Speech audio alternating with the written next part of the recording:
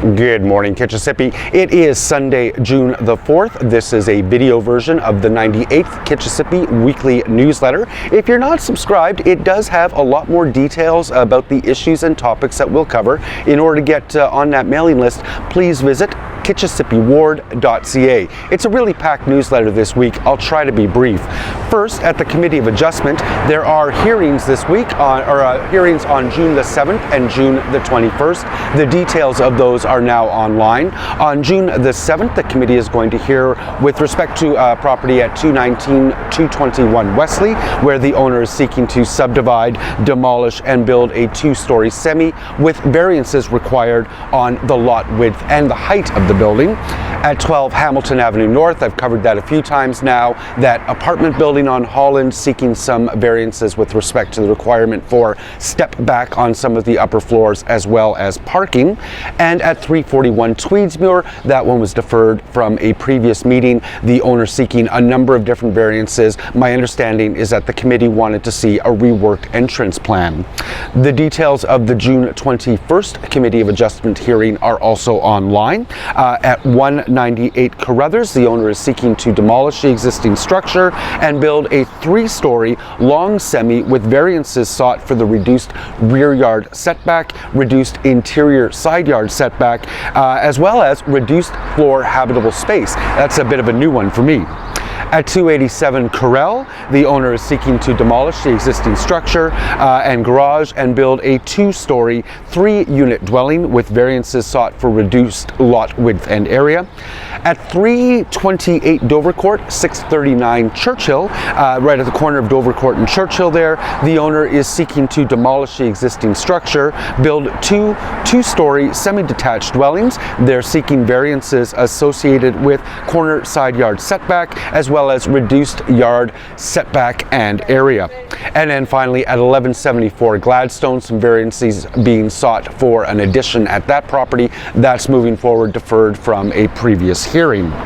Also in the newsletter, my pop-up office hours this week are going to be on Thursday, June the 8th. I'll be hosting those at the Ottawa Bagel Shop from 1 until 4. That's at 1321 Wellington West. I invite you to come by, chat about all things Kitchissippi, no appointment required. There is an open house this week to take a look at some of the renovations that are planned to the exterior of the Churchill Senior Centre. That meeting is going to be held at the Churchill Senior Centre, which is at 345 Richmond Road. It will be held from 6 until 8 p.m. On June the 8th. I have some more details about that on the blog.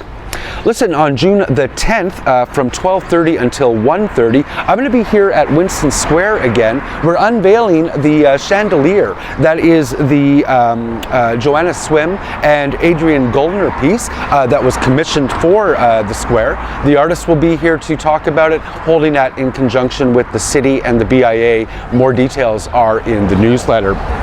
Also this week in the newsletter, I have information about some detours coming up again around the multi-use pathways and Bayview Station. Obviously, as that station gets constructed, the pathways through it are kind of changing from week to week. The most recent configuration has been in place for a while, but that long gravel path that leads to and from the culvert is going to be paved, so that's going to require some detours. There are maps online. Really good news coming out of that as a result of this most recent configuration, which could start as early as tomorrow morning. That's Monday morning. That north-south straight shot from the Trillium pathway all the way through to the river will be restored. I expect it will stay like that for a while. Good news on that front.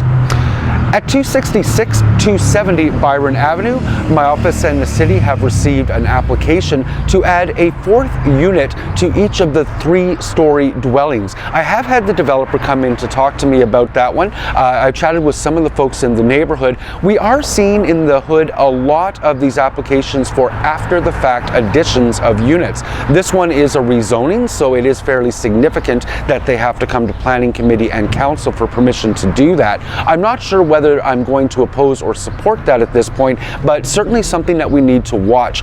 In some cases, these additions after the fact are wholly egregious. I'm keeping an open mind with respect to this particular one. Listen, I Bike I Buy is on for another season.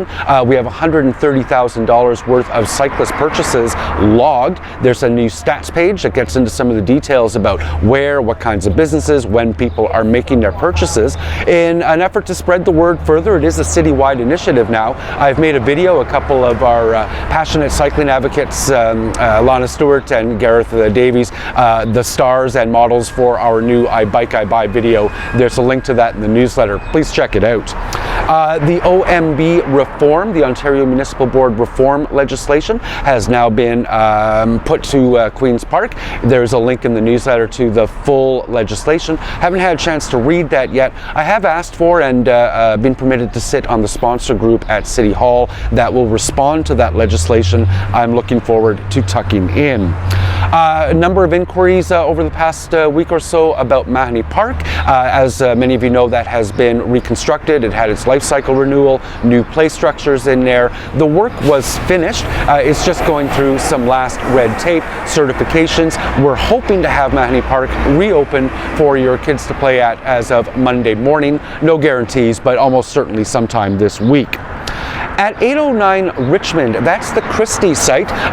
The worst kept secret in town is now out. The developer has changed that proposal from a couple of shorter towers to a single 24-story proposal. All the details are now online, taking a look at what that looks like, why they're making that change. I have heard some very significant opposition to the change in that height. I was prepared to accept height around 15 stories or so, which is the height of the existing Continental just to the east of this development. 24 stories makes me more than a little bit nervous. There is a CDP secondary plan thinking that sees the bulk of that Cleary to New Orchard area at a mid-rise height, traditional Main Street, over the coming years. I think putting 24 stories in there is going to make it hard for us to hold the line there. I'm taking a deeper dive into the proposal, looking forward to hearing your feedback. That is in Bay Ward, so if you are in Mark Taylor's ward, do let him as well as the planners know what your feedback is. We also got a heads up this week, the Travel Lodge development. That's a very dense development at the Travel Lodge just south of the Queensway, across from Westgate. Multiple towers. Took a look at that with the developer recently. The plans are online. I'm looking forward to hearing your feedback about that. Again, that is just on the other side of our ward boundary. It's in Councillor Brockington's River Ward. A couple of other items in here this week. The Hintonburg 5K registration is now open. That is Ottawa's funkiest 5K, near and dear to my heart. I'll be running that. I will see you, I hope, on July the 9th when the race is held. The organizers tell me that registration is going very well. The number of t-shirts has been capped at 300. Those are tech shirts this year, so do sign up as soon as you can to make sure that you get one of those shirts. Also this week at City Hall, really packed week. A couple of big meetings, committees I don't sit on, but I do plan to participate in the FedCo meeting. Very meaty agenda. The link is in the newsletter. One of the items that I'm particularly keen on learning more details about is a notion from our economic development staff of creating a single body that would look at all of our creative industries holistically. So we have a film office, we now have a music strategy that's being developed. Can that be done in less holus bolus, less ad hoc, more structured fashion?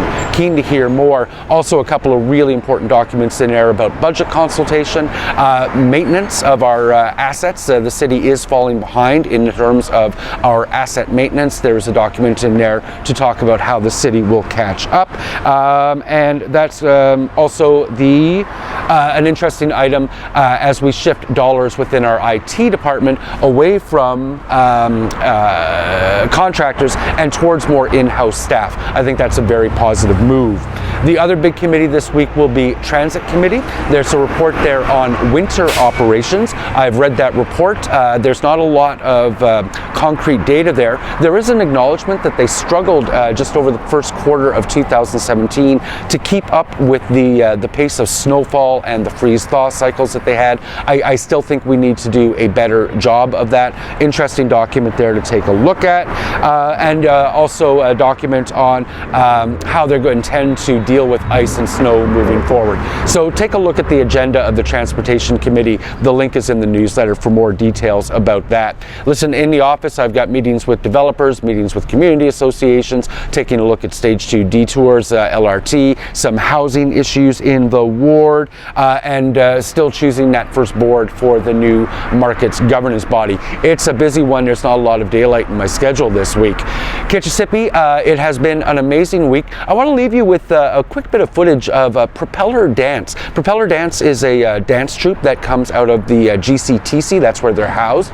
They mix a whole diversity of dancers in that troupe. They paraded yesterday from the GCTC down to Somerset Square. It was absolutely joyous. I'll leave you with some of that footage. If you do have a chance to visit propellerdance.com, I think the link is in the newsletter, in order to get tickets for, I think it's their June 21st through 23rd event. That's going to be well worth attending. Kitchissippi, have a great week. Thanks for watching.